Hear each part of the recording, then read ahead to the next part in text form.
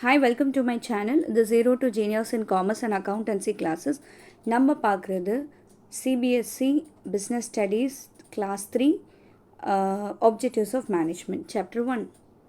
So இந்த கிளாஸில் நம்ம ஆப்ஜெக்டிவ்ஸ் ஆஃப் மேனேஜ்மெண்ட் பார்க்கலாம். ஆப்ஜெக்டிவ்ஸ்னு குறிக்கோள், தட் இஸ் கோல்ஸ். எப்படி நீங்கள் வந்து அந்த கோல் அச்சீவ் பண்ணுறீங்க, ஸோ அதுதான் வந்து ஆப்ஜெக்டிவ் சொல்லுவாங்க.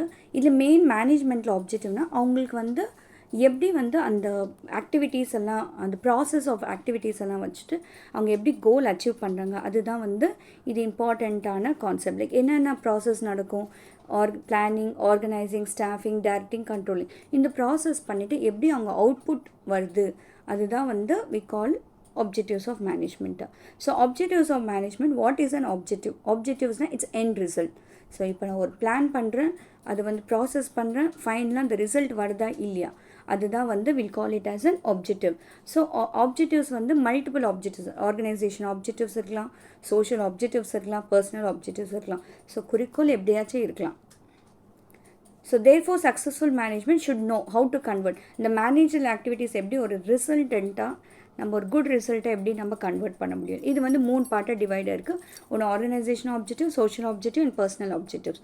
ஆர்கனைசேஷன் ஆப்ஜெக்டிவ்ஸ்னால் அந்த அந்த கம்பெனி பேஸ் மேலே ஆர்கனைசேஷன், லைக் அந்த கம்பெனி ஃபார்ம் ஏதாவது இருக்கலாம், அந்த அந்த அந்த எப்படி நம்ம அந்த கோல் அச்சீவ் பண்ணுவோம், அந்த ஆப்ஜெக்டிவ் எப்படி அட்டெயின் பண்ணுவோம், அதுதான் வந்து இது.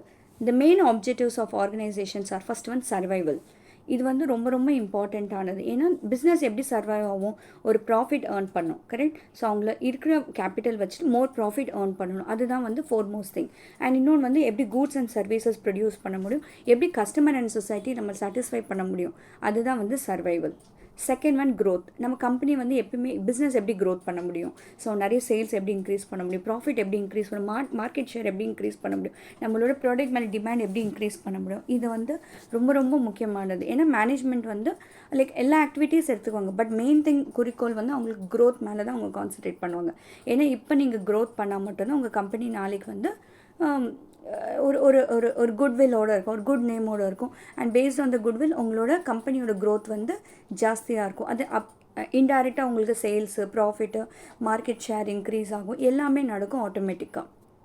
ப்ராஃபிட். ஸோ மெயினாக ஃபினான்ஸ் மேனேஜர் இது மேலே கான்சன்ட்ரேட் பண்ணுவாங்க. அவங்களுக்கு என்னென்னா ஹை ரிட்டர்ன்ஸ் பார்ப்பாங்க வித் அ லெஸ் காஸ்ட் கம்மியாக நிறையா ப்ராஃபிட்ஸ் வரும். மேக்ஸ் டு மேக்ஸ் அவங்க லாஸஸ் வராமல் பார்த்துக்கிறது தான் முக்கியமானது. ஏன்னா ரொம்ப நிறைய லாஸஸ் வந்துச்சுன்னா டெஃபினட்டாக அந்த பிஸ்னஸ் வந்து நீங்கள் க்ளோஸ் டவுன் பண்ணே ஆகணும், அதுதான் இந்த profit. Next we have social objective. Social objective society based, சொசைட்டிக்கு நீங்கள் என்னெல்லாம் பண்ணுறீங்க, அதுதான் வந்து இந்த சோஷியல் ஆப்ஜெக்டிவ். சோஷியல் ஆப்ஜெக்டிவ் வந்து எப்படி இந்த சோஷியல் ஆப்ஜெக்டிவ் நம்மளுக்கு ஆர்கனைசேஷனுக்கு ரிலேட்டட் இருக்குது அப்படின்னாக்கா, சொசைட்டிக்கு நிறைய பெரிய it's a very large, right. So அது எப்படி வந்து நீங்கள் பிஸ்னஸில் வந்து இன்டிகிரேட் பண்ணுறீங்க. ஸோ பிஸ்னஸ் வந்து தனியாக, சொசைட்டி தனியாக, ரெண்டுமே வைஸ் வர்ஸாவாக சப்போர்ட் பண்ணும். பிஸ்னஸ் வந்து சொசைட்டியை சப்போர்ட் பண்ணும், சொசைட்டினா மக்கள் நம்ம தான். ஸோ சொசைட்டி வந்து பிஸ்னஸை சப்போர்ட் பண்ணும். ஸோ எதெல்லாம் ஆப்ஜெக்டிவ்ஸ் பார்த்தீங்கன்னா, எம்ப்ளாய்மெண்ட் ஆப்பர்ச்சுனிட்டி கொடுக்கணும், நெக்ஸ்ட்டு குவாலிட்டி கூட்ஸ் கொடுக்கணும், அப்போ தான் உங்கள் கம்பெனி, உங்கள் பிஸ்னஸ் வந்து லாங் டேர்மில் ரன் ஆகும். ஆன் டைமில் டேக்ஸஸ் பே பண்ணும், அப்போ டேக்ஸஸ் பே பண்ணுறதுனால அது நம்மளுக்கு சொசைட்டிக்கு பெட்டர்மெண்ட், ரைட். ஸோ இன்டைரக்டாக நீங்கள் வந்து helping the society. Safe working environment, உங்களோட எம்ப்ளாயீஸ்க்கு வந்து சேஃப் ஒர்க்கிங் என்வாயர்மெண்ட் கொடுக்கணும். ஸோ லைக் அவங்களுக்கு ஃபியர், ஆங்ஸைட்டி இல்லாமல் they should work, good environment இருக்கணும், good relationship like labour unions இருக்கணும். ஸோ அவங்களுக்கு லேபர் லா பிரகாரம் நீங்கள் ஃபாலோ பண்ணணும். அண்ட் குட் பப்ளிக் ரிலேஷன்ஸ் இருக்கணும். உங்கள் குட்வில் எல்லாமே அங்கே க்ரியேட் பண்ணணும். இந்த கம்பெனியில் ஒர்க் பண்ணுறீங்களா, அது மாதிரி நீங்கள் க்ரியேட் பண்ணணும். Next we have personal objectives.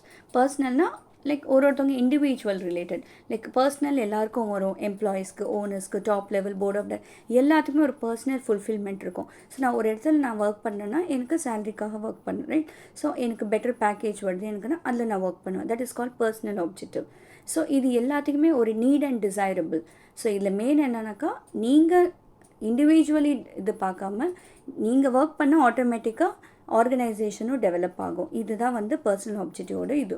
So எப்படியெல்லாம் நீங்கள் இந்த பர்சனல் ஆப்ஜெக்டிவ் அட்டென்ட் பண்ணுவாங்கன்னா, better pay packages, that is salary, better working condition, like ப்ராப்பரான ஹெல்த் சேஃப்டி ட்ரிங்கிங் வாட்டர் இருக்கலாம், பெட்டர் என்வாயர்மெண்ட்டு, ஸோ அவங்களுக்கு வந்து ஸ்ட்ரெஸ் இல்லாமல் ஒரு ஒர்க்கு அந்த மாதிரி கொடுத்தா that's call better working condition. Recognition appreciation ரொம்ப முக்கியமானது. ஸோ ஒரு எம்ப்ளாயி நல்லா ஒர்க் பண்ணுறாங்கனாக்கா டெஃபினட்டாக அவங்களுக்கு வந்து ஒரு ரிகக்னைசேஷன் கொடுக்கணும், அப்ரிசியேஷனும் கொடுக்கணும். லைக் இன்சென்டிவ்ஸ் கொடுக்கலாம், நீங்கள் financially appreciation, non financial appreciation, இது மாதிரிலாம் நீங்கள் அவங்களுக்கு கொடுக்கலாம். Basic needs or psychological needs like good working condition, basic needs இதெல்லாம் கொடுக்கலாம். சேஃப்டி நீட்ஸ் பார்த்திங்கன்னா அவங்களுக்கு proper salary, stability of job, safety from harassment. Belongings or love needs, it is includes friendship, pure recognition. So friendship எல்லாருக்கிட்டேயும் pure recognition, அவங்களோட staffs, உங்களோட உங்க கூட work பண்ணுறவங்களோட ஒரு நல்ல ரிகக்னைசேஷன் இருக்கணும். வேல்யூ ஃப்ரம் பாஸ் வந்து உங்களை வேல்யூ பண்ணணும்.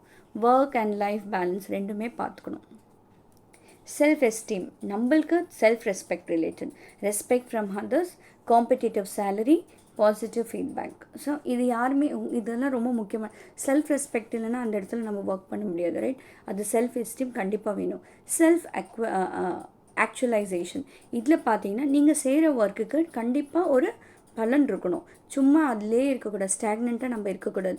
Getting promotion, reaching to the top level, personal growth, development, இதெல்லாம் கண்டிப்பாக தேவை. இது வந்து செல்ஃப் ஆக்சுவலைசேஷன். நான் ஒர்க் பண்ணுறேன்னா ஒரே இடத்துல இருக்கக்கூடாது. ஐ ஹாவ் டு கோ ஒரு like I have to step ஒரு ஹையர் பொசிஷனில் வந்துகிட்டே இருக்கணும். அதுதான் வந்து ரொம்ப முக்கியமானது. ஸோ இது வந்து மேனேஜ்மெண்ட்டில் 3 ஆப்ஜெக்டிவ்ஸ்.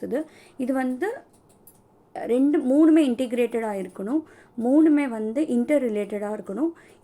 அப்போ தான் வந்து ஒரு ஆர்கனைசேஷனில் ப்ராப்பராக அவங்கள வந்து ஒரு கோல் அச்சீவ் பண்ணுறதுக்கு இது 3 ஆப்ஜெக்டிவ்ஸ் ரொம்ப ரொம்ப முக்கியமானது.